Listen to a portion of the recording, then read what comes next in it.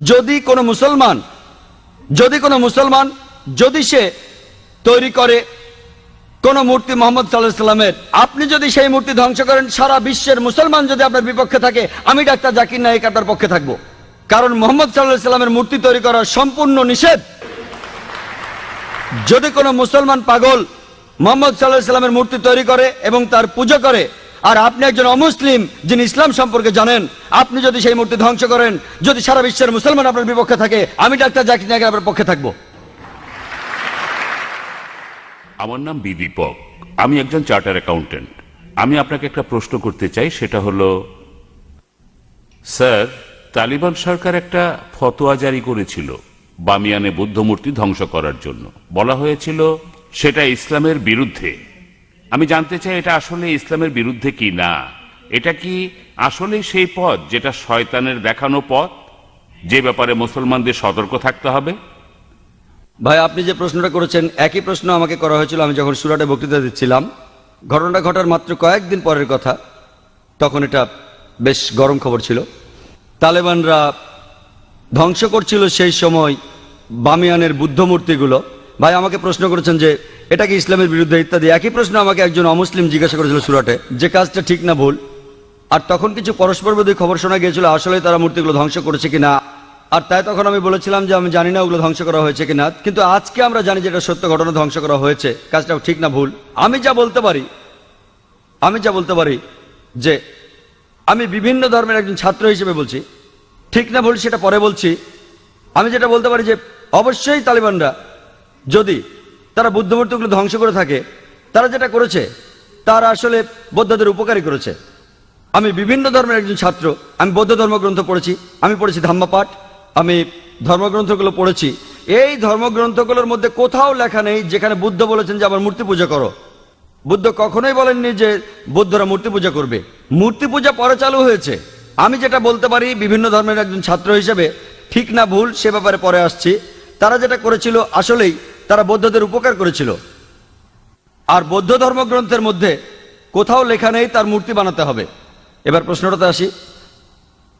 এই প্রশ্নটা আমাকে এক সাংবাদিক করেছিল ব্যাঙ্গালোরে, যে শুধু এই কারণে ইসলাম মনে করে মূর্তি পূজা করা একেবারে নিষিদ্ধ।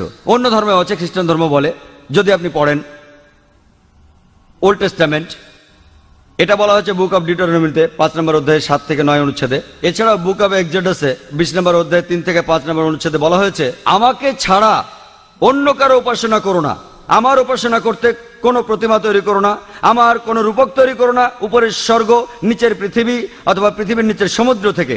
তাদের সামনে নতজানু হয়েও না, তাদের সেবা করো না, কারণ আমি ঈশ্বর সৃষ্টিকর্তা খুব ঈর্ষাপরায়ণ। তাই খ্রিস্টান ধর্ম অনুসারে, ইহুদি ধর্ম মতে মূর্তি তৈরি করে তাকে ঈশ্বর বলা একেবারে নিষিদ্ধ, একইভাবে নিষিদ্ধ ইসলামেও। তো আমি যখন উত্তর বললাম তারা বৌদ্ধদের উপকার করলো, তখন প্রশ্ন করেছিল যে মূর্তি ভেঙে এই তালেবানরা তারা কি দুঃখ কষ্ট দেয়নি লক্ষ লক্ষ বৌদ্ধদের? আমি বলেছিলাম হ্যাঁ। তাহলে ইসলাম কি অনুমতি দেয় লক্ষ লক্ষ বৌদ্ধদের দুঃখ কষ্ট দেওয়ার?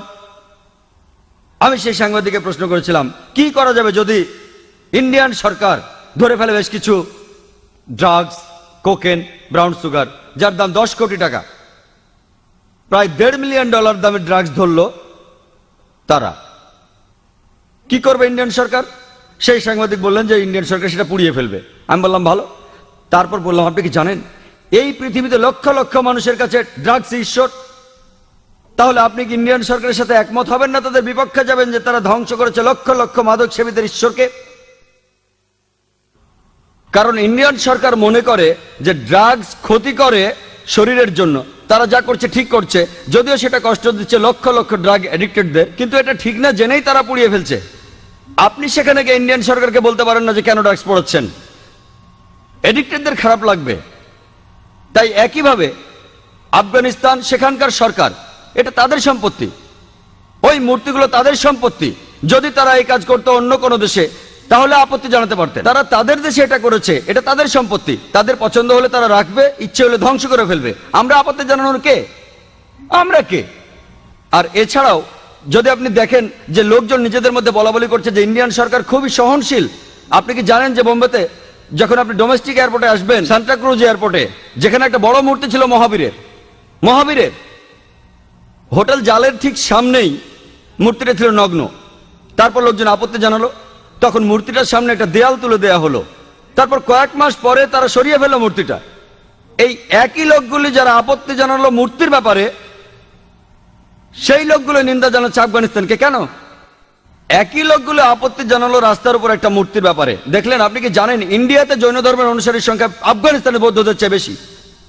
তাই যখন বোম্বের সরকার সেই মূর্তিটাকে সরিয়ে ফেললো, যাকে মনে করা হয় ঈশ্বর, যাকে মনে করেন তীর্থঙ্কর জৈনরা, আর জৈন ধর্মের অনুসারীর সংখ্যা ইন্ডিয়াতে যারা আছে আফগানিস্তানের বৌদ্ধদের চেয়ে বেশি, সেই সময় কি আপত্তি তোলেনি? আর যখন আফগানিস্তান সরকার এটা করছে তখন আপনি আপত্তি জানাচ্ছেন কেন? এই দুই মুখ নীতি। কারণটা হচ্ছে ওয়ার্ল্ড ব্যাংক। জৈনরা কি দুঃখ পায়নি যখন জৈনরা একটা মূর্তি রাখলো মহাবীরের, যাকে তারা মনে করে তীর্থঙ্কর? আপনি কেন আপত্তি জানাবেন? ঠিক তখনই সবাই বলে উঠলো যে সরাতে হবে মূর্তিটা, সরাতে হবে মূর্তিটা। আর সেই লোকগুলো আপত্তি আর নিন্দা জানাচ্ছে, কেন তোমরা ধ্বংস করলে বামিয়ানদের বুদ্ধ মূর্তিগুলো? দুমুখ নীতি। আর তাই আমাদের মানুষ হিসাবে নেওয়া উচিত একমুখ নীতি। এক একবার এক এক রূপ ধারণ করা, এই নিয়ম ভালো না।